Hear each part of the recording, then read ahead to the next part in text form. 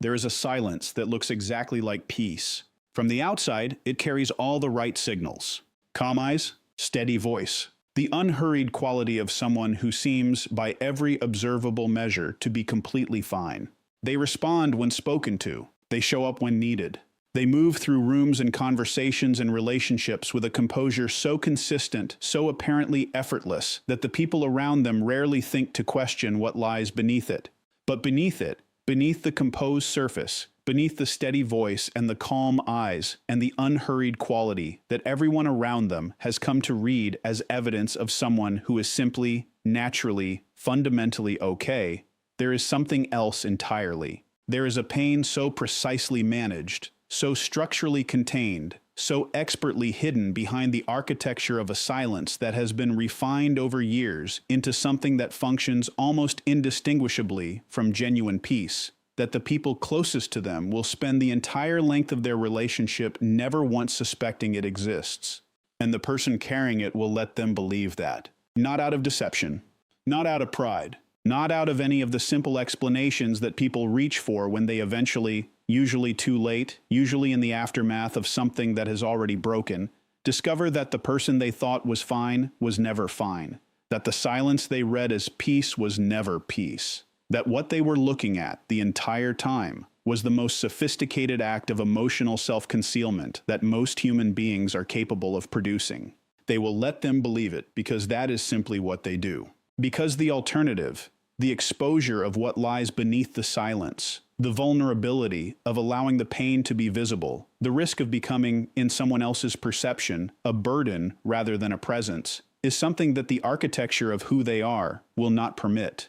Not easily. Not without a cost to the relationship that they have already decided long before you ever thought to ask, is not a cost they are willing to impose on you. This is the psychology of empaths who hide their pain behind silence. And by the time this video ends, you are going to understand it with a depth and a specificity that will permanently change how you look at the people in your life who seem the most okay. Because the ones who seem the most okay are almost never the ones who actually are. And understanding why, understanding the precise, structural, psychologically layered reasons why the most feeling people alive become the most practiced at hiding what they feel, is not just intellectually important. It is the difference between being someone who sees them and someone who spent years in their presence seeing only the surface they constructed for you. Let's begin at the beginning. Before the silence becomes a strategy, before it becomes the practiced, refined, nearly perfect concealment system that it eventually is, it begins as something far simpler and far more heartbreaking in its simplicity. It begins as a response to an experience of being too much, not in the abstract, not as a general self-perception, but as a specific, lived, repeated experience, accumulated across enough interactions, enough relationships, enough moments where the empath's authentic emotional reality was met with a response that registered, unambiguously, as, "This is more than I can hold." The response does not have to be cruel to be formative. It does not have to be dismissive in any overt, identifiable way. It does not have to arrive as rejection or criticism or the blunt statement that the empath's pain is unwelcome. It can be as subtle as a slight shift in energy, a barely perceptible withdrawal of presence in the person being turned to, a fractional decrease in engagement, a change in the quality of attention that is so small that it would be invisible to most observers, but is, to an empath whose entire perceptual system is calibrated toward the precise reading of other people's emotional states, as loud and as clear as a door closing. And the empath, feeling that door close, feeling the subtle withdrawal that signals that what they have brought into the room is more than the room can comfortably hold, makes a decision. Not consciously, not as a strategy formulated through deliberate reasoning, but as an automatic, self-protective recalibration that happens below the level of conscious thought, in the part of the system that is responsible for managing the relationship between the empath's interior experience and their exterior presentation. They make the pain smaller. They compress it, contain it, move it from the surface where it was becoming visible to a deeper layer, one that is not accessible to the people around them, not readable in their face or their voice or their behavior, not available as information that the relationship will be required to process and respond to. And in doing so, they protect something. They protect the person they turn to from the discomfort of a weight they couldn't carry. They protect the relationship from the tension that the uncontained pain would have introduced. They protect the possibility of connection from the disruption of their own authentic need. They protect everyone, except themselves. And the protection costs them something they will not fully account for until the cost has been accumulating for long enough that the accounting is no longer a matter of reflection, but of crisis. But that accounting is in the future. In this moment, in this early iteration of what will eventually become a fully developed, expertly maintained concealment system, the only thing that registers is the relief of having successfully managed the situation, of having kept the pain contained, of having protected the relationship and the other person and the possibility of connection from the disruption of their own interior weather. And relief, repeated often enough, becomes habit. And habit practiced consistently enough becomes structure. And structure, maintained long enough, becomes identity. This is how an empath who hides their pain behind silence is made, not through a single catastrophic experience of rejection or abandonment or loss, not through any of the dramatic, narratively satisfying origin stories that we prefer to assign to the people in our lives whose behavior is shaped by their history, but through the accumulated weight of 1,000 small moments of successful concealment, each one reinforcing, at the deepest level of the empath's self-understanding, the belief that their pain is something to be managed, not expressed, contained, not shared, hidden, not witnessed. And once that belief is structural, once it has been reinforced by enough successful iterations that it no longer feels like a belief but simply like the truth of how things work, the concealment system is no longer something the empath does. It is something the empath is. Now let's examine the architecture of the concealment system itself, because it is not simple. It is not merely the withholding of expression. It is a sophisticated, multi-layered psychological structure that operates simultaneously on multiple levels of the empath's experience and presentation, each layer reinforcing the others, each contributing to a surface that is not just convincing, but genuinely, structurally compelling. The kind of convincing that isn't performance, but has become, through years of practice, something indistinguishable from authentic ease. The first layer of the architecture is emotional translation. This is the layer that operates closest to the surface, the one that the empath is most consciously aware of, even if they would rarely describe it in these precise terms. Emotional translation is the automatic process by which the empath takes the raw content of their interior experience, the pain, the grief, the loneliness, the weight of having absorbed everyone else's reality while being perpetually unable to express their own, and translates it into a form that is receivable by the people around them. Not a lie, not a performance of feeling that they do not have, but a translation, a reformatting of authentic interior content into a version that carries none of the weight of the original, that arrives at the surface in a form that the people around them can interact with without being burdened by, that presents itself as something manageable rather than as the actual unmanaged, genuinely heavy thing it is. The empath who is in genuine pain and answers, "I'm fine," is not lying. They are translating. They are taking the complex, textured, heavy reality of what they are actually experiencing and rendering it into the single most receivable form available. The form that asks nothing of the person receiving it, that generates no concern requiring management, that allows the interaction to proceed without the complication of the empath's actual interior becoming a factor in it. And the translation happens so fast, so automatically, so completely below the threshold of deliberate decision-making that most empaths are not even fully aware of how often they perform it. They experience it not as concealment, but as consideration, as the natural, appropriate calibration of self-expression to context, the reasonable management of what they bring into a space based on what the space can hold. The second layer of the architecture is functional displacement. This is where the pain goes when it cannot be expressed. And understanding where it goes, what the empath does with the interior weight that the translation process removes from the surface, is essential to understanding why the concealment system is so sustainable over long periods of time, and why the cost of sustaining it is so invisible from the outside. Empaths do not suppress their pain. Suppression is a relatively crude mechanism. It involves pushing something down against its natural tendency to rise, maintaining active pressure against the internal content, spending continuous energy on the maintenance of the suppression against the thing being suppressed. Suppression is effortful, unstable, and tends to fail in predictable ways under sufficient stress. What empaths do is more sophisticated than suppression. They displace.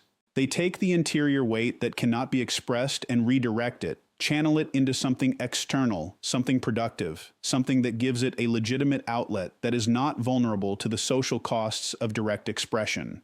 They pour the pain into creativity, into service, into the sustained, attentive, extraordinarily high-quality care of the people around them, into work, into projects, into the construction and maintenance of environments and relationships and systems that carry the imprint of the pain that generated them without ever naming it as such. The art that an empath produces in the aftermath of grief is not a sublimation of the grief into something safer. It is the grief, fully present, fully expressed, but expressed through a channel that the social world finds receivable, even beautiful, even inspiring, precisely because it has been stripped of the personal context that would otherwise make it a burden to witness. The care that an empath extends to the people around them when they themselves are in pain is not a distraction from the pain. It is the pain in a form that generates connection rather than discomfort, that produces reciprocity rather than the awkward withdrawal that direct expression tends to generate.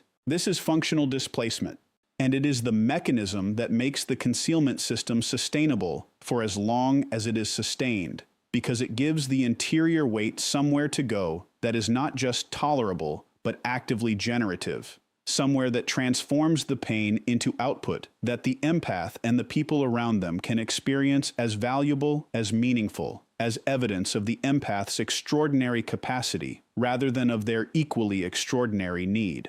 The third layer of the architecture, and this is the deepest one, the one that is most invisible to the outside observer and most costly to the empath themselves, is what can be called the witness suppression system. Every human being has, at a fundamental psychological level, a need to be witnessed in their pain, not just to express it, to have it seen, acknowledged, met with the kind of responsive presence that confirms that the experience is real, that it matters, that the person having it is not alone in having it.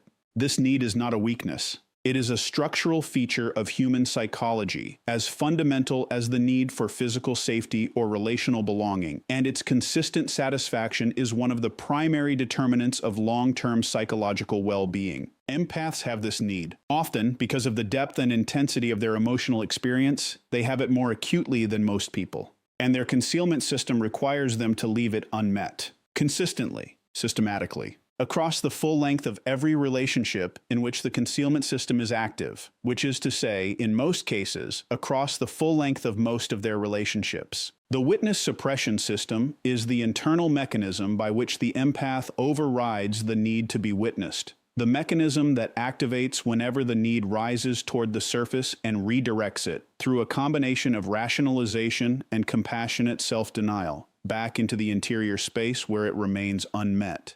The rationalizations are specific and consistent across empaths, and they are worth examining in detail because they are the internal language of the concealment, the sentences the empath speaks to themselves in the moments when the need for witnessing is strongest and the impulse toward expression is closest to breaking through.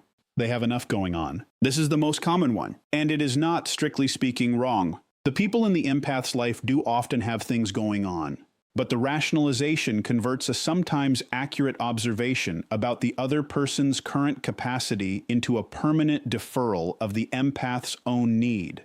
A deferral that is renewed every time the need arises, regardless of the other person's actual current state, regardless of whether this particular moment would in fact be receivable, regardless of whether the rationalization is protecting the other person or simply protecting the empath from the risk of discovering that their pain is not as welcome as they need to believe it might be. I don't want to make them worry. This one operates through the empath's sensitivity to the potential emotional impact of their disclosure on the other person. And again, it contains a real element. Empaths do, genuinely, care about the effect of their expression on the people they care about. But the rationalization takes this genuine care and uses it as a permanent barrier to honest expression, a mechanism for converting the empath's love for others into a structural prohibition on receiving love from them. It will pass.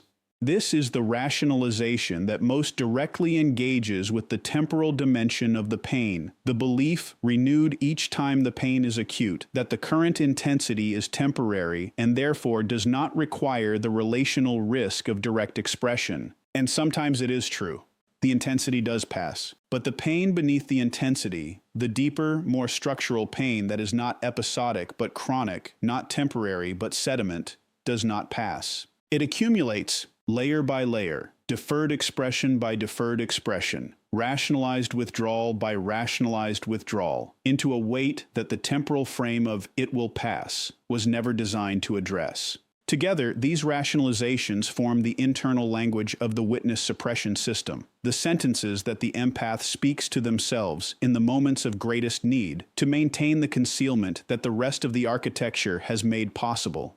And each time the system successfully activates, each time the rationalization holds, the pain is redirected into displacement. The translation process renders the surface presentable. The architecture becomes more robust, more automatic, more indistinguishable from the thing it is designed to simulate: peace. Now here is the part that most people who care about empaths, who are in relationship with empaths, who love empaths, who have spent years alongside someone operating this concealment system without ever knowing it, most urgently need to understand.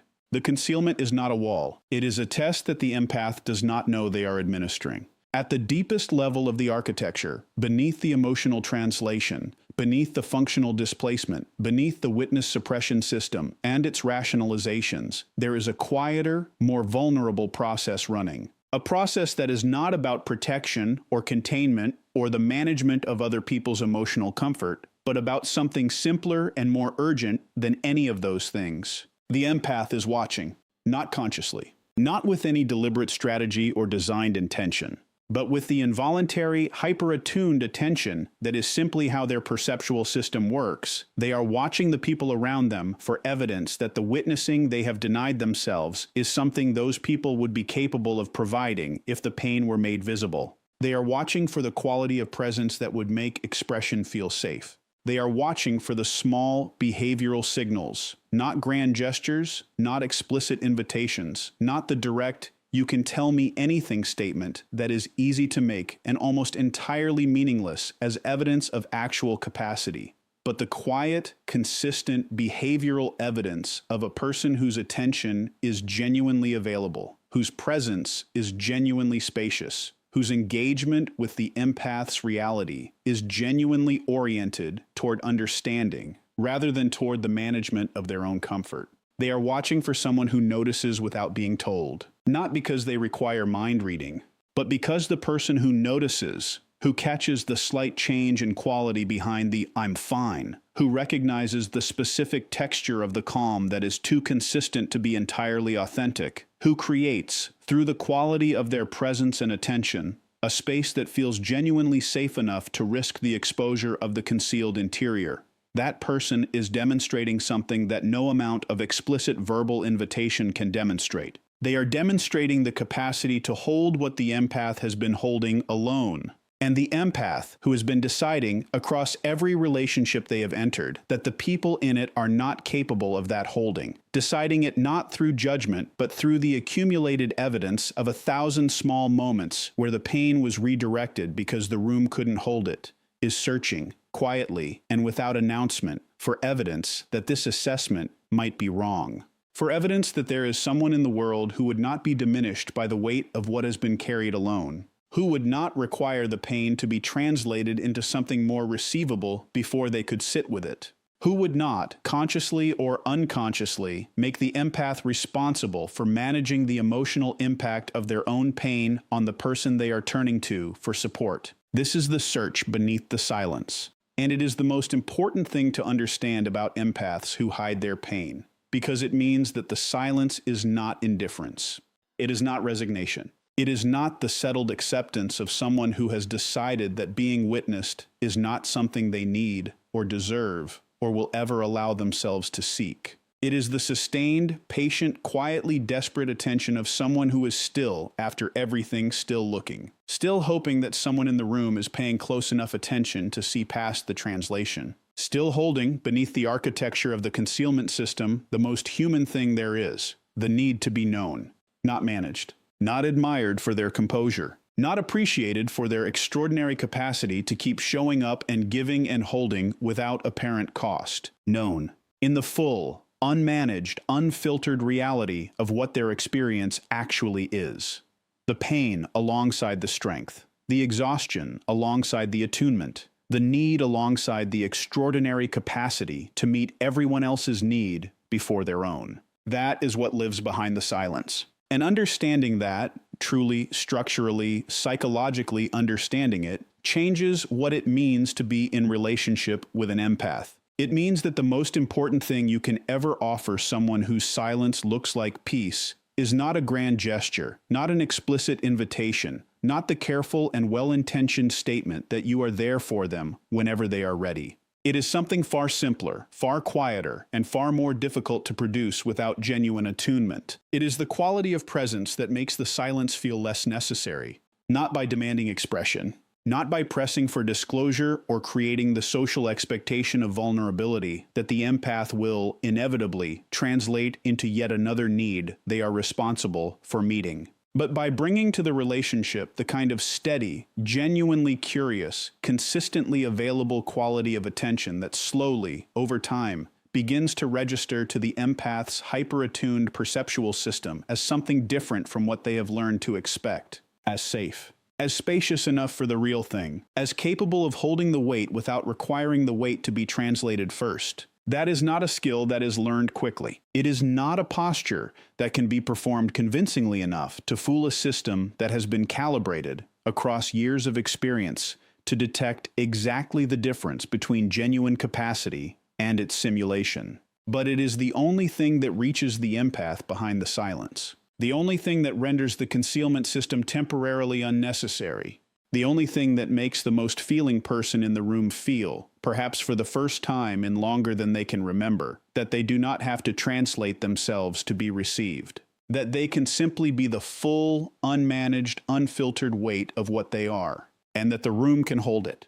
The silence was never peace. It was the most patient form of hope you will ever encounter in another human being, the hope of someone who has been waiting across the full length of the concealment for a presence spacious enough to make the silence finally unnecessary. They were not fine.